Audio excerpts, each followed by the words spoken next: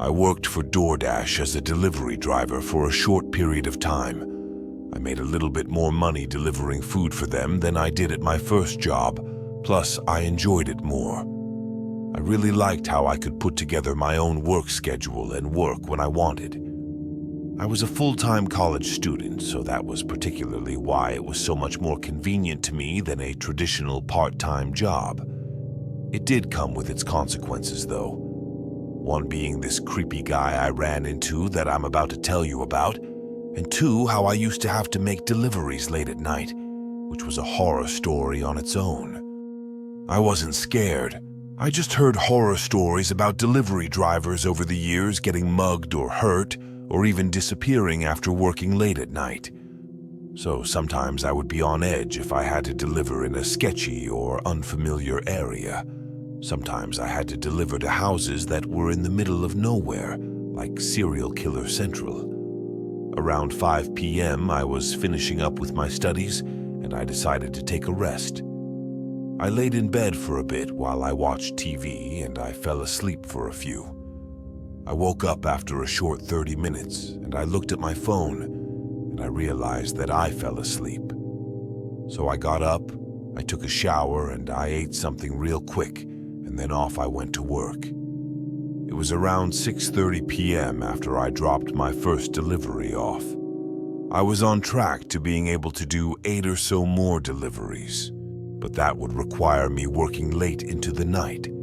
Sometimes I could get 2 deliveries done per hour, but on average, most deliveries took me around 45 minutes to complete, all the way from driving to the restaurant, then waiting for the food, and of course, driving to the customer's drop-off location. This meant that most nights I would easily be out until 12 or 1 a.m., sometimes even later. The only restaurants in my area that were open that late were McDonald's, Taco Bell, and this one diner in town. They were all open 24/7 and a huge hotspot for DoorDash at night. I would get constant orders from the late-night stoners that would step in the middle of the night and wanted a quick and convenient snack. I would say around 11-ish after I picked up the order for the customer, which was probably my 4th or 5th delivery. The customer messaged me out of the blue, which wasn't unusual, but his message was what got to me. I still remember his name was Michael. He told me that address might not show up on maps, and that he doesn't live there at the house, and that he was homeless, and he just needed an address to use to get the food. He said he thought the house was vacant. I probably should have contacted DoorDash and then have them drop the order for me, right then and there. But in the moment, I didn't. And I don't know why. I just didn't. Anyways, he told me to call him if I had an issue with finding the place. Thought his request was really weird and strange, but I feel like I had to help him get his food. If he really was a homeless man, how did he have $1.40 for DoorDash? These are the questions I asked myself, but still for some reason my brain convinced me to go through with the order. As I turned down the street of the house he was supposedly on, I quickly realized just how off-grid we were, and the further I went down the road, the more narrow the road became. It seemed like it was getting darker by the second. As I continued driving, I started to get an even more weird feeling, because at this point I was practically in a secluded area. The houses were far and few in between, and it was mostly fields and trees. That was when I received another text message from Michael. It read, "Hey, I saw you turn around. You drove past me, silly goose." I pulled into the next driveway, turned around, and texted back saying I didn't see him, and my message wouldn't go through due to the fact that I lost service on my phone. But it wasn't long before I saw a dark figure up ahead. It had to be him. So I started driving towards him, and he flags me down. Next thing you know, I handed him his food. And there he was standing directly at my driver's side window, which made me really uncomfortable. It made me even more uncomfortable that he was wearing some type of elastic ski mask. Like, what the hell? I asked if he was Michael, and he said yes. I honestly didn't know if it was really him, but chances were that it was. I didn't even care if it was him, though. I just wanted to get out of there as soon as possible. As I was just about to start pulling off and started to roll up the window, started to pull on the door handle, but luckily I had it locked. He then tried to get his hand in the window, but it was rolled up high enough to where he couldn't do anything, like grab me or the lock. And that's when I saw he had a syringe in his hand. He made a final attempt at breaking in by trying to smash the glass window open, but it didn't work well. He cracked the window a little bit, but I managed to pull away before he could take another swing, which potentially saved my life. That was my creepy encounter while doctor dashing. I reported it to DoorDash, and they said they would ban him from using the app for good. But I have a feeling that's not going to stop him from trying Uber Eats, I'm sure, if he hasn't already anyways. He should probably be blacklisted entirely from the internet, but I'm not sure that's even possible. I'm not sure what he was trying to do. Do you feel that tingling? That's the fear running through your veins. If you love the thrill and don't want to miss any of our scary stories, hit the subscribe button.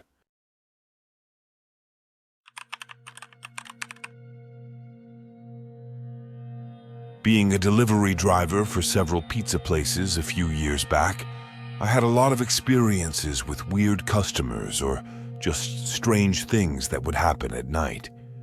But this one night takes the prize for the most disturbing and unusual situation.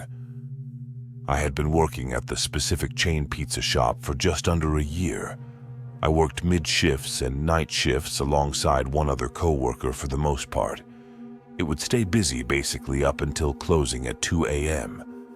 So there wasn't a ton of time to mess around, especially since it was just the two of us. I'll call my coworker Tom to keep his privacy. Tom was older than me by a few years and was a quiet, hard worker. He was in charge during the night shifts and would make all the pizzas while I would deliver them. Both of us would answer calls, though, depending on who was busy and who wasn't. Anyway, it was just past 11 p.m., and I had gotten back from a delivery when the phone rang. Seeing Tom in the middle of making a pizza, I picked up the phone. A man on the other line spoke, asking for a large sausage pizza. I put in the order and asked if he needed anything else.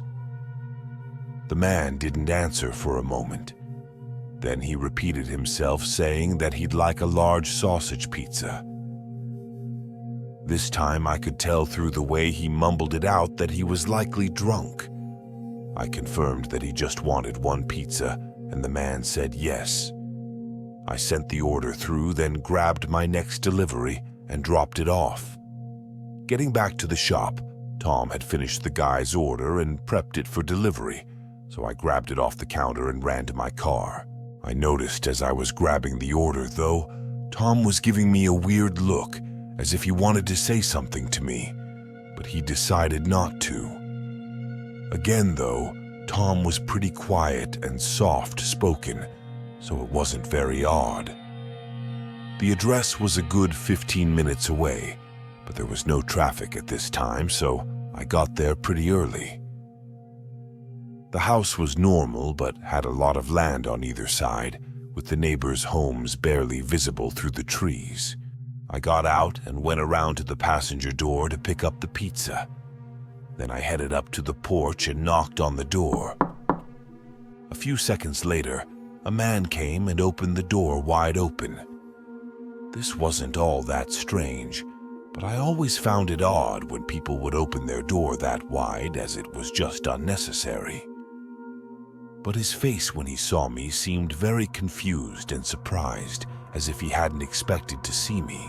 Figuring he was just drunk and out of it, I handed him the box and told him his total, to which he slowly and awkwardly handed me cash, not saying anything. He held the box of pizza while standing in front of me and looked at it with a strange intensity. Then he moved his eyes up towards me, but not at me. He was looking over my shoulder like he saw something, but was just staring at it with that same intensity before shaking his head slowly, like he was saying no.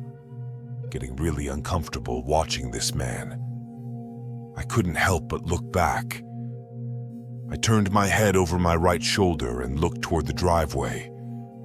Just a few feet from my car was a hooded man running back toward the trees. My heart jumped and I felt my body go into a sort of shock, trying to figure out what to do. I turned back around to face the man at the door, but he immediately stepped back and slammed the door shut. It all happened so fast in just a matter of seconds and gave me no time to react. With the door closed in front of me, I turned to face the hooded man again, but he was lost in the dark tree line. I stumbled off the porch and ran to my car, backing out of the driveway as soon as possible and driving back to work. I calmed myself during the drive, but still couldn't understand what happened. When I got back, I told Tom about the encounter, who seemed to have very little reaction and rather just told me to deliver the next order when I was ready. I did as he said, but on my way back from the delivery, I ended up pulling over and calling the police to let them know just in case. They said they would have an officer check it out and call me back to update me. I got a call an hour later, and once I got out of work, I waited in the parking lot for the police to show up and talk to me. When the officer came up to my car, he mentioned that he talked to the man at the residence who matched the description I gave him, and the guy told the officer that he was just waiting for his buddy, Tom, to show up since he knew he worked at the pizza shop. When asked about the hooded man, he gave no details, saying he didn't know anything about that and he didn't see anyone. With that information, I was even more horrified and confused. I thought maybe they called thinking Tom was a delivery driver and were setting him up so that they could jump him. That would explain the hooded man by my car and the surprise of the guy at the door. I also think back to that look Tom gave me, thinking maybe he was going to warn me of something. I talked to Tom on multiple occasions about it though, but he gave me quick, useless answers, saying the guy was just an old friend and that he didn't know anything about anything. I moved on to another pizza shop very soon after that incident.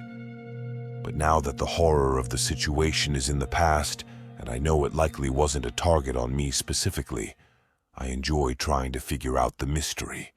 I still don't know for sure what the situation was, but it was by far the strangest and creepiest I've ever had.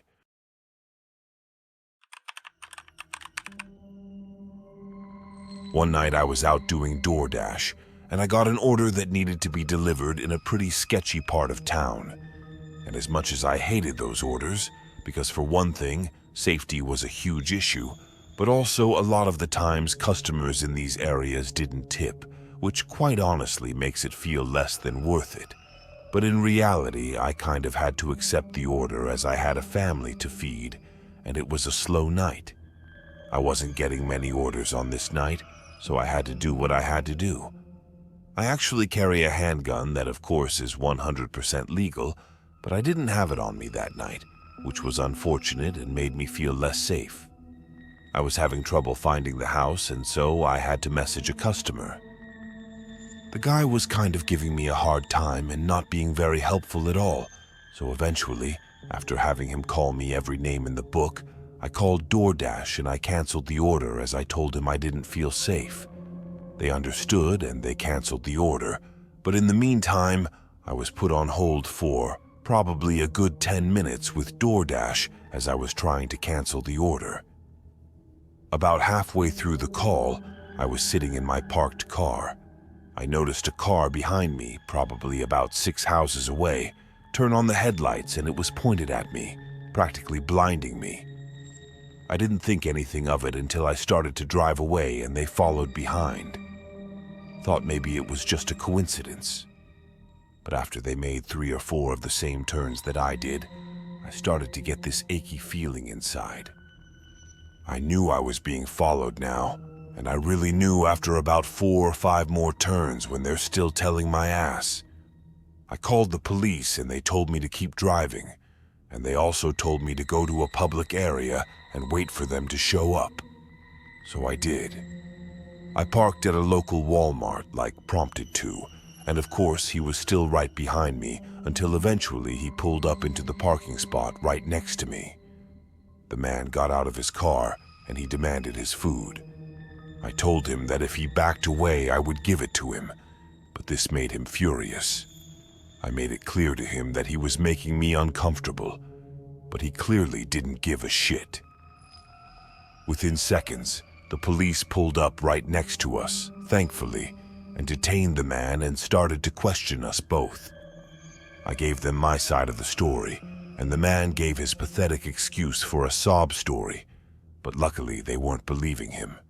I was only 18 years old at the time and a very skinny, not so tall of a guy, and this guy was mid-40s, easily and completely jacked beyond belief. He was also at least 6'2". I would say he was a monster compared to me. So I think the police were able to empathize with why I was uncomfortable, especially after showing them the text that he sent me. It's even crazier is what happened next. The cops decided to place him under arrest for harassing me, and the man completely lost it. He started threatening the police, and even though he was detained and in handcuffs, the 3 officers still struggled to put him in the back of the car. He ended up with more charges as well, such as obstructing a police officer. And they also found meth in his pocket, so that right there was a felony drug charge. Apparently, he was literally on parole and was in prison before this for like 15 years or something, and it only had been out for like 6 months. This guy literally just threw the rest of his pathetic life away for some stupid $6 cheeseburger. All because he wanted to cuss me out and make me feel uncomfortable as I just needed help finding the house. The man obviously has issues, and I'm glad he's back in prison. It's probably where he belongs. It's a good thing everything happened the way it did, because now we have one less loser, crazy, unhinged human roaming the streets. That's the way it needs to be, if you ask me. Justice was served. If you want to see more horror stories, watch my next video.